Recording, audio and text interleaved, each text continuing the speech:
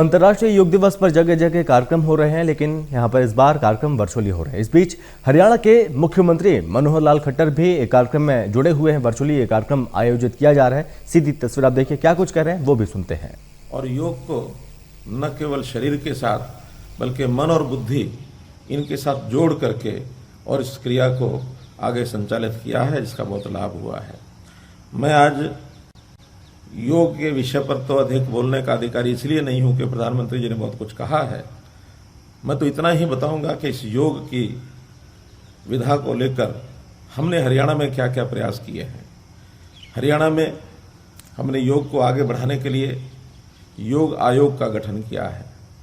हरियाणा योग आयोग पूरे प्रदेश में योग के विस्तार के नाते से आगे इस विधा को बढ़ाने के लिए भरपूर प्रयत्न कर रहा है। हमारे इस योग आयोग के चेयरमैन आर्य जी बहुत ही कर्मठता से अपनी पूरी टीम को साथ लेकर और योग आयोग को आगे बढ़ा रहे हैं। हरियाणा में गांव-गांव में योग पहुंचे, इसके लिए 6,700 गांव में से अभी हमने 1,000 गांव में योग और व्यायामशालाएं ये स्थापित करने का भी निर्णय लिया, जिसमें से लगभग 550 गांव में ये योगशालाएं स्थापित हो चुकी हैं। शेष पर काम चल रहा है और वहां सब जगह योग का शिक्षण प्रशिक्षण देने के लिए 1,000 योग शिक्षक और 22 योग कोच इनको भर्ती करने के पद भी सृजित हो गए हैं। बहुत जल्दी उनकी नियुक्ति भी हो जाएगी। और इस योग को आगे बढ़ाने की दृष्टि से हमारे जो आयुष मंत्रालय है इनकी भी बहुत सी योजनाएं चल रही हैं। अनुसंधान इसके ऊपर भी काम कर रहे हैं। हमारा जो योग आयुष विश्वविद्यालय है, पहला विश्वविद्यालय देश में आयुष विश्वविद्यालय भारतवर्ष के अंदर बना है।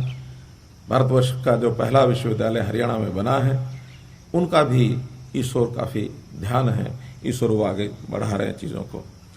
आज सभी 22 जिलों में जो कार्यक्रम हम यहाँ कर रहे हैं, 50-50 स्थानों पर हर जिले के अंदर कार्यक्रम हो रहे हैं। कोरोना के इस प्रोटोकॉल को ध्यान में रखते हुए हर स्थान पर 50 की संख्या और ये निर्धारित की गई है, अर्थात 1100 स्थानों पर 50 प्रतिभागी एक जगह भाग लेंगे। तो इसका मतलब यह है कि 55,000 बंधु इस समय इस योग का प्रदर्शन करके और जनता में जनजागरण करने का ये कार्यक्रम कर रहे हैं। हमने इसके साथ ही बालकों में, छात्रों में योग के प्रति एक आकर्षण आए, योग उनके जीवन का अंग बने, तो पाठ्यक्रम में भी पहली कक्षा से लेकर 10वीं कक्षा तक योग को इस वर्ष हमने शामिल किया है, ताकि अपने जीवन में योग को वो एक अपना जीवन का अंग बना सकें। योग शरीर के लिए इसलिए आवश्यक है, जैसे शरीर को खाने की आवश्यकता है, पानी पीने की आवश्यकता है, ऑक्सीजन की आवश्यकता है, इसी प्रकार शरीर को स्वस्थ रखने के लिए योग की भी बहुत बड़ी आवश्यकता है। तो इस आवश्यकता को बचपन में ही उनके जीवन का अंग बन जाए, तो शिक्षा में पाठ्यक्रम जोड़कर हम इसका अंग बनाना चाहते हैं।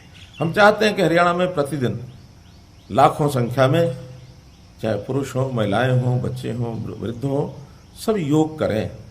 क्योंकि योग, प्राणायाम, खेल ये ऐसी चीजें हैं जो शरीर को न केवल स्वस्थ रखते हैं बल्कि उसको प्रसन्नचित्त भी रखते हैं।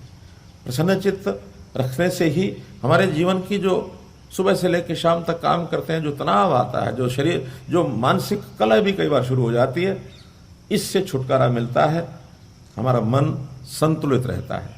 और खास करके अभी जिस दौर में से हम निकले हैं, कोरोना, इस कोरोना के दौर में भी जहाँ शरीर अस्वस्थ हुआ है, बहुत से लोगों के मन और मस्तिष्क भी अस्वस्थ हुए हैं।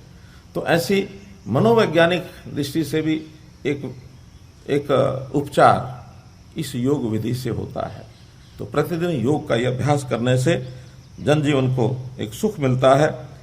हम लोगों ने आयुष चिकित्सालय, इसमें 407 अभी आयुष चिकित्सालय हैं, इनमें वेलनेस सेंटर्स भी खोले हैं। जैसा आज प्रधानमंत्री जी ने बताया कि इस बार का थीम योगा फॉर वेलनेस ये रखा गया है, अर्थात वेलनेस एक ऐसा विषय है कि व्यक्ति बीमार ही ना हो, बीमार होने के कारणों का अगर पता लग जाए तो उन कारणों को जड़मूल से समाप्त करना, ये आयुर्वेद की एक, आयुष की एक विशेषता है।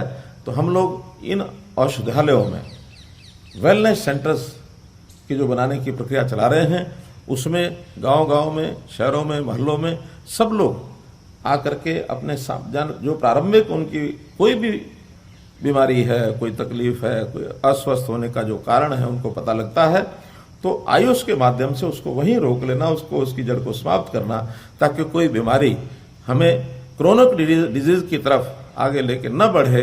तो इस प्रकार से इन चीज़ों का उपयोग हम कर रहे हैं। इसमें हमारे खान पान का भी विशेष प्रशिक्षण दिया जाता है कि व्यक्ति का खान पान कैसा होना चाहिए, उसके लिए उसके जो हैबिट्स हैं, उन हैबिट्स को भी ठीक रखने के लिए इस आयुष विभाग की ओर से पाठ्यक्रम तय किए गए हैं। हमारे देश का जैसा वायुमंडल है, जैसा भौगोलिक स्थिति है, जैसा रहन सहन है, उसके हिसाब से खान पान का भी एक ठीक संतुलित संदर्भ उसके अंदर बताया जाता है, ताकि व्यक्ति का जो जीवन है वो सुखी रहे। तो मित्रों, इस अवसर पर मैं बहुत अधिक न कहते हुए इतना ही कहूँगा कि अपना योग बने निरोग। एक सूचना मुझे और देनी है कि आज 21 जून को प्रधानमंत्री जी ने एक आह्वान किया था कि जैसे कोविड-19 का वैक्सीनेशन का जो अभियान चल रहा है, तो आज के दिन से एक मेगा वैक्सीनेशन, इस कार्यक्रम को हम शुरू कर रहे हैं। हरियाणा में आज के दिन 2.5 लाख लोगों को वैक्सीनेशन का टीका लगाने का, और ये मुफ्त होगा आप सबके लिए, किसी को कोई उसका पैसा नहीं देना होगा। सभी प्रदेशों को अब ये मुफ्त में टीके उपलब्ध कराए जा रहे हैं। तो इसलिए आज के इस मेगा वैक्सीनेशन में 2.5 लाख लोगों को जो है वैक्सीनेशन करने का जो लक्ष्य रखा है, निश्चित उसको हम पूरा करेंगे। और मैं आप सभी को इस कार्यक्रम के माध्यम से अपील करता हूं कि वैक्सीनेशन अभियान में बढ़ चढ़ करके भाग लें। प्रदेश का हर नागरिक वैक्सीनेशन की 2 डोज अंतराल के बाद जितना निश्चित है, उसके बाद उसको लगाने के लिए और आगे आए, ताकि हमें इस प्रकार का जो एक कोरोना वायरस जो फैला हुआ है वो आगे, हालांकि दूसरी हमारी जो लहर ये अभी चल रही है, इससे हम निजात पा रहे हैं। बहुत कम संख्या उसके एक्टिव केसेस की बची है, प्रतिदिन पॉजिटिव भी 100 के आसपास ही अब केसेस आते हैं। ये और समाप्त हो और आगे किसी प्रकार की जो तीसरी लहर का अंदेशा जताया जा रहा है, उससे हम बचें और अपने जीवन को स्वस्थ होकर के, सुखी होकर के और हम आगे बढ़ें। इतना ही विषय कहते हुए बहुत बहुत धन्यवाद।